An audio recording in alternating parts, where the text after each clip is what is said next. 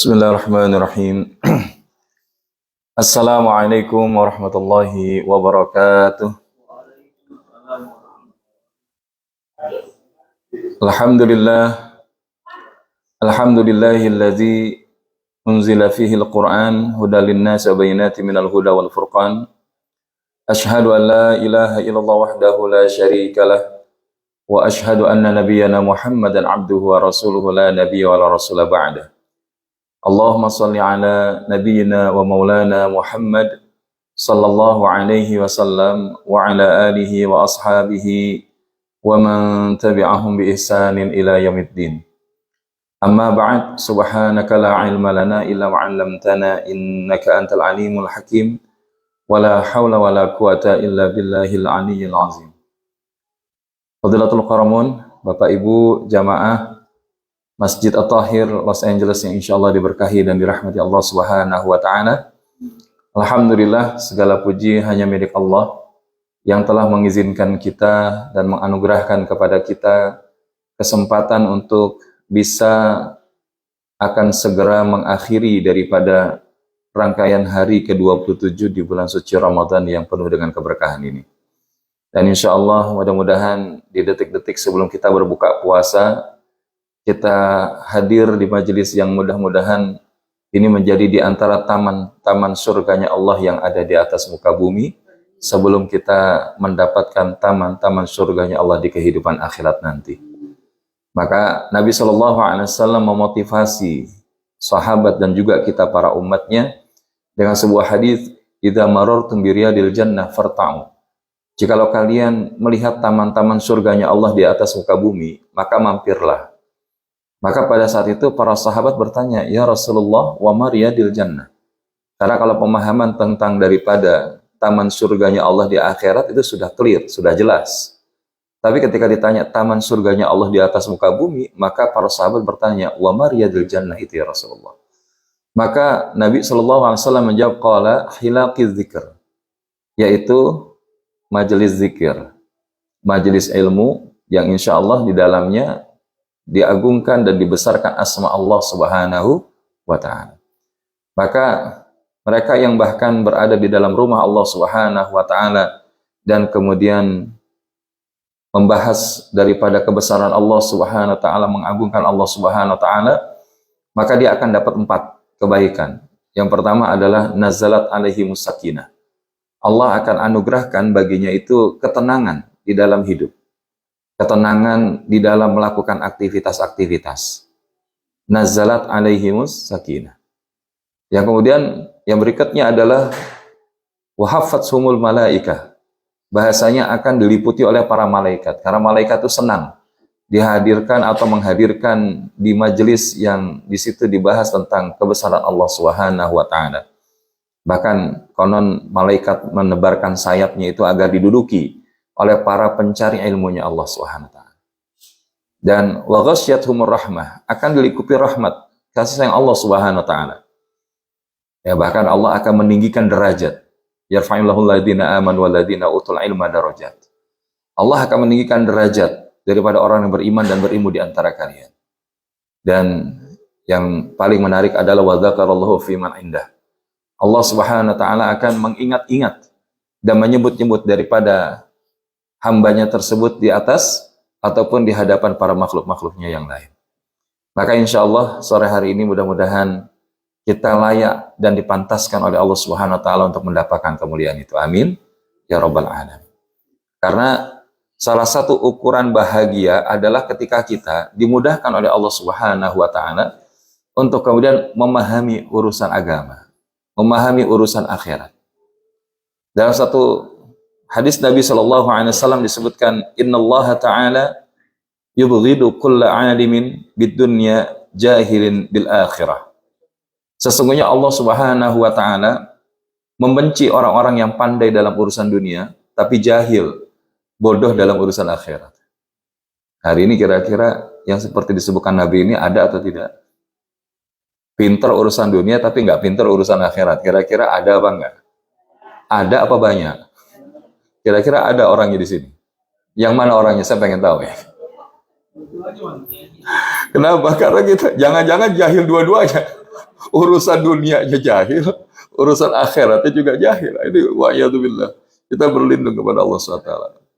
Setidaknya kalaupun dunia kita cakep, maka akhirat kudu lebih cakep kalau kata orang Betawi. Artinya apa? Kita pengen hidup itu jangan sampai kita bisa mantap urusan dunia tapi nggak mantap urusan akhirat.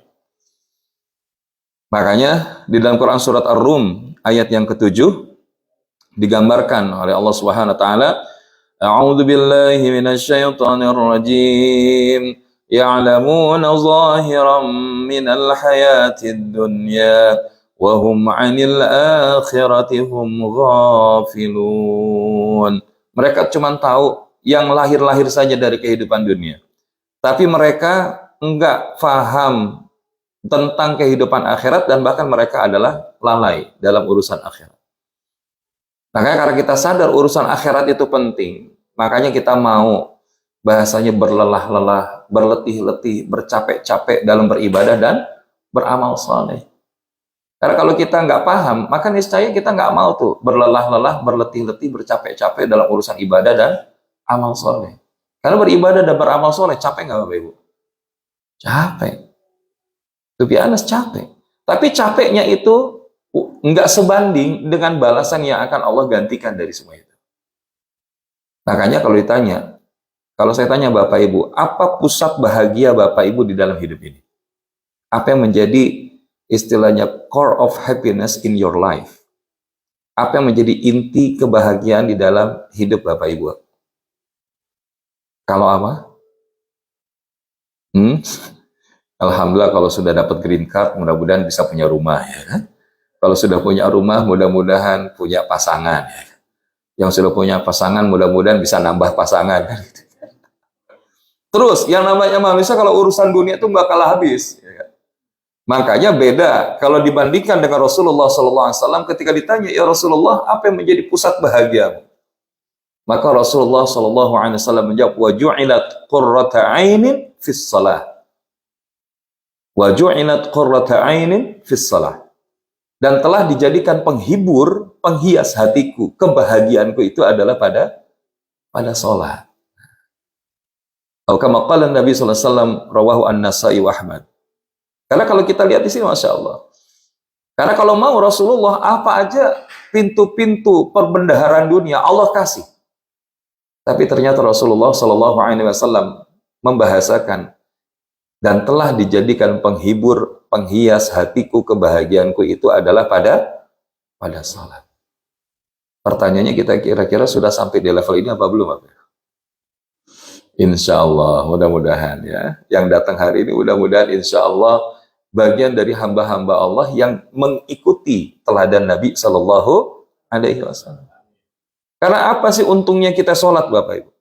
Disebutkan diantaranya oleh Syekh Ibnul Qayyim Al-Jauziyah dalam kitab Za'adul Ma'ad. Sholat termasuk faktor yang utama, dominan dalam mendatangkan maslahat dunia dan akhirat. Jadi bahasanya sholat tuh, kalau kita pengen kebaikan hidup dunia akhirat, maka dahulukan dan utamakan perkara sholat kita. Makanya ada istilah, kalau engkau ingin diperbaiki kualitas hidupmu, mulailah dengan memperbaiki kualitas sholat. Bahkan dengan sholat itu, menurut Ibnul Qayyim Al-Jauziyah, akan menyingkirkan keburukan dunia dan akhirat. Karena apa? Dengan sholat itu kan, Allah membimbing kita jadi orang baik, betul apa enggak? Taunya dari mana?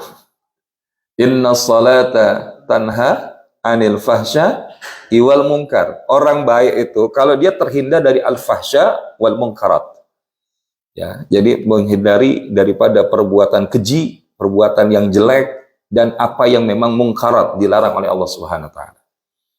Bahkan sholat akan menghalangi dari dosa, menolak penyakit hati, mengusir kelukaan fisik, menerangi kolbu, mencerahkan wajah, menyegarkan anggota tubuh dan jiwa.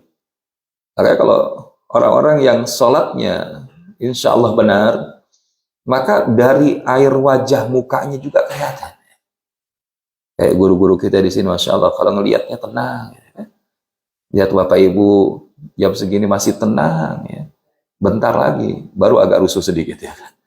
Ya, karena masuk waktu beduk, ya. Tapi intinya Bapak Ibu yang dirahmati Allah SWT, bahkan dengan sholat memelihara kenikmatan, menepi siksa, menurunkan rahmat, dan menyibak banyak tabir permasalahan.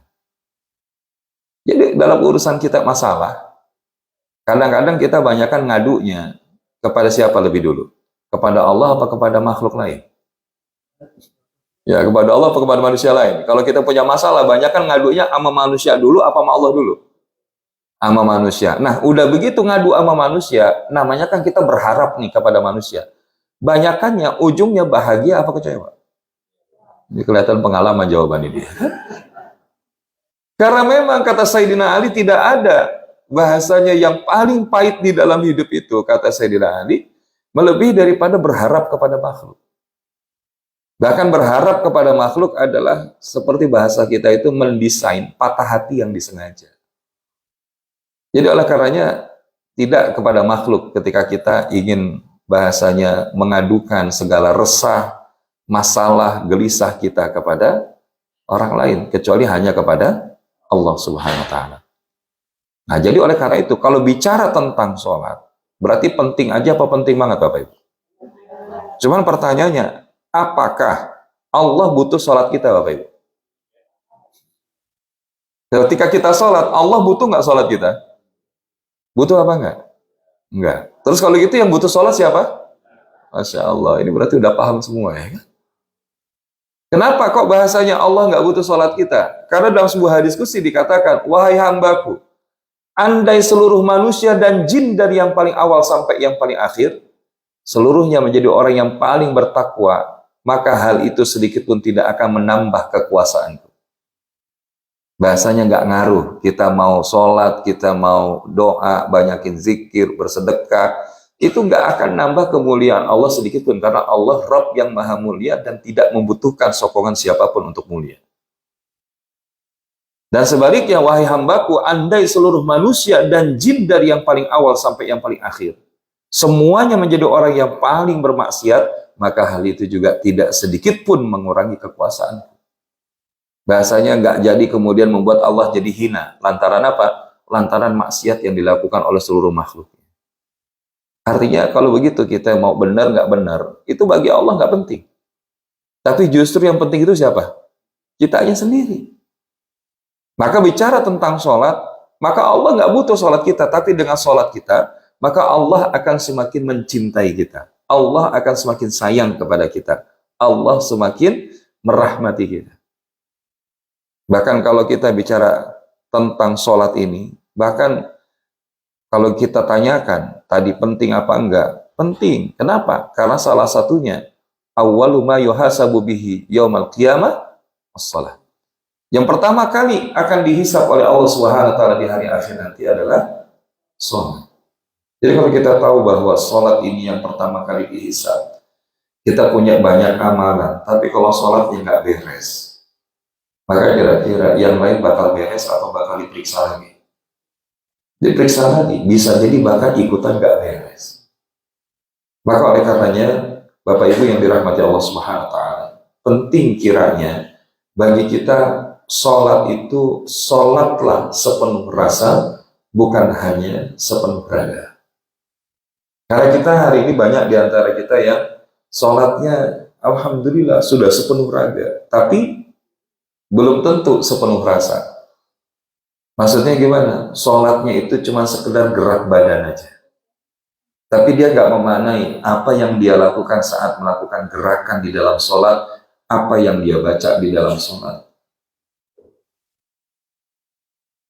Dan akhirnya ketika orang sholatnya itu tidak sepenuh rasa, maka yang terjadi adalah sholatnya itu hanya business as usual.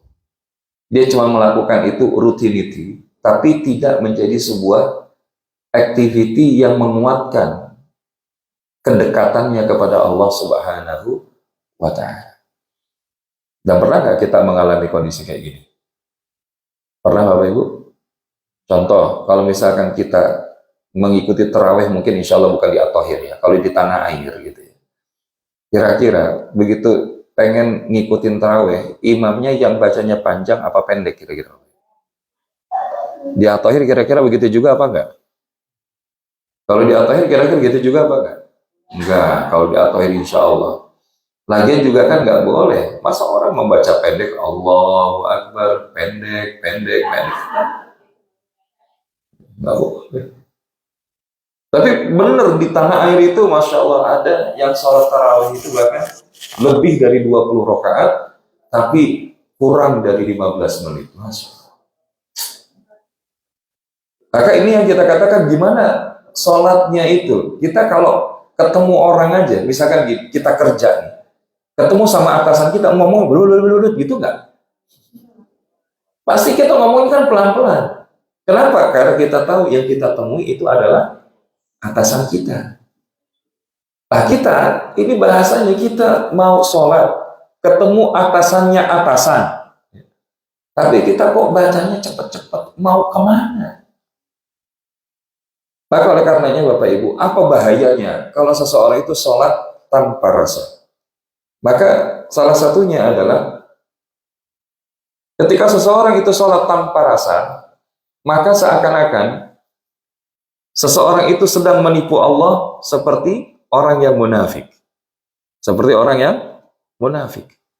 Ini bisa kita lihat di dalam Al-Quranul Karim, surahnya An-Nisa, ayatnya 142.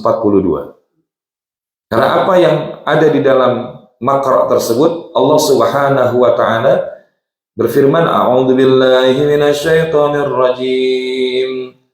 Bismillahirrahmanirrahim. Innal munafiqina yukhadi'una Allah wa huwa khadi'uhum wa idza qamu ila as-salati qamu kusala yura'una an-nas wa la yadhkuruna Allah illa qalila. Innal munafiqina yukhadi'una Allah. Sesungguhnya orang munafik itu hendak menipu Allah. Wa huwa khadi'uhum, tapi justru Allah yang menipu mereka. Kenapa? Ciri orang munafik itu disebutkan di dalam ayat ini. Wa idza qamu ila shalah, apabila mereka berdiri untuk sholat, qamu kusala, maka mereka lakukan dengan malas. Kalau diajarkan sholat tuh kalau bisa udah request duluan. Nanti kalau boleh bacanya yang pendek-pendek aja ya.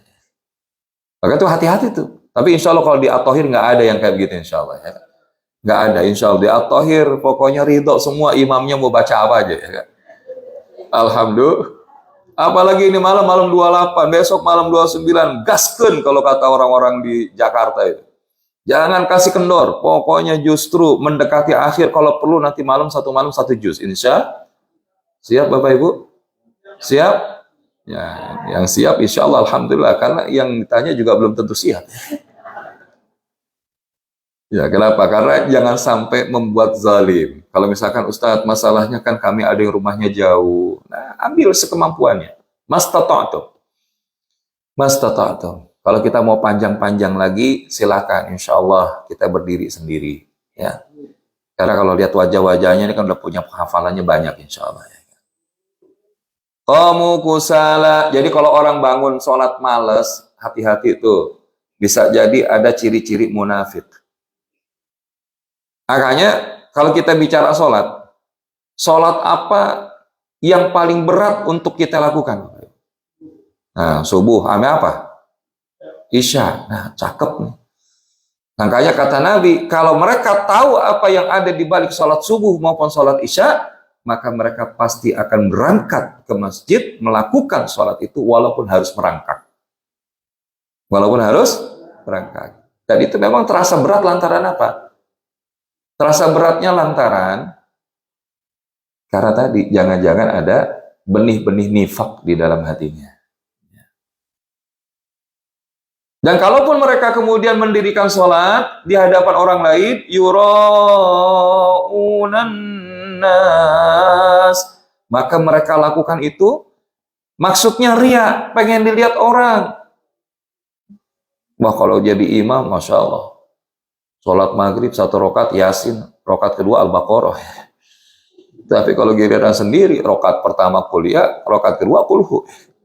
Bahkan sholat sunnah kuliah kulhu, sampai mau qiyamul lail, malaikat bilang pasti kuliah kulhu lagi nih. Maka Bapak Ibu yang dirahmati Allah, hati-hati. Makanya jangan sampai sibuk caper sama makhluk. Sibuk caper makhluk. Dan wala yadhkurunallaha illa qalila, dan tidaklah mereka menyebut Allah kecuali sedikit sekali.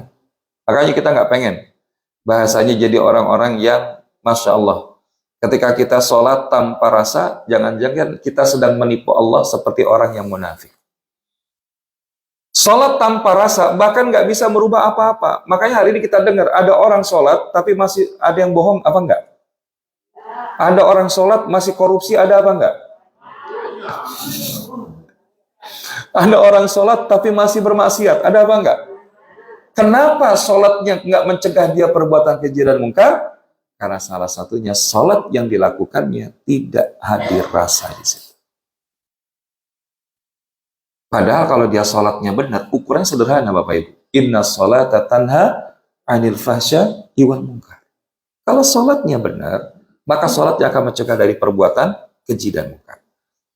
Makanya siapa yang kemudian orang menghadirkan rasa di dalam sholatnya, maka mereka itulah orang-orang yang beruntung. Sebagaimana firman Allah, Bismillahirrahmanirrahim. Qad aflahal mu'minuna alladhina hum fi salatihim khashi'un. Sungguh beruntunglah orang-orang yang beriman. Siapa di antara mereka orang beriman yang beruntung itu? Yaitu orang-orang yang khusyuk di dalam salatnya. Dalam ayat-ayat berikutnya disebutkan, walladzina hum ala salawatihim yuhafizun, dan mereka kemudian menjaga salat-salatnya. Ulaika humul warithun, maka mereka itu loh para pewaris. Pewaris apa? Alladzina yarithunal firdausa hum fiha khalidun. Mereka lah yang akan mewarisi jannatul firdaus dan mereka akan kekal di dalamnya. Jadi kalau sudah kayak begini, penting apa enggak kita sholat pakai rasa Bapak Ibu? Dan inilah yang kita sebut dengan khusyuk.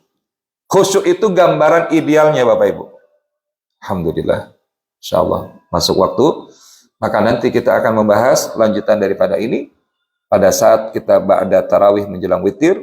Lalu gimana kita meraih khusyuk di dalam sholat kita? Karena azan sudah masuk, mari kita bacakan doa untuk berbuka puasa. Allahumma salli ala Sayyidina Muhammad wa ala alihi wa sahbihi wa barik wa sallim ajma'in. A'udzu billahi minasyaitonir rajim. Bismillahirrahmanirrahim. Allahumma laka sumtu wa bika amantu wa ala rizqika aftartu bi rahmatika ya arhamar rahimin. Rabbana atina fid dunya hasanah wa fil akhirati hasanah wa qina adzabannar. Walhamdulillahi rabbil alamin. Selamat berbuka puasa Bapak Ibu. Hadanallahu wa iyyakum ajma'in wal afwa minkum. Wabillahi taufiq wal hidayah. Wassalamualaikum warahmatullahi wabarakatuh.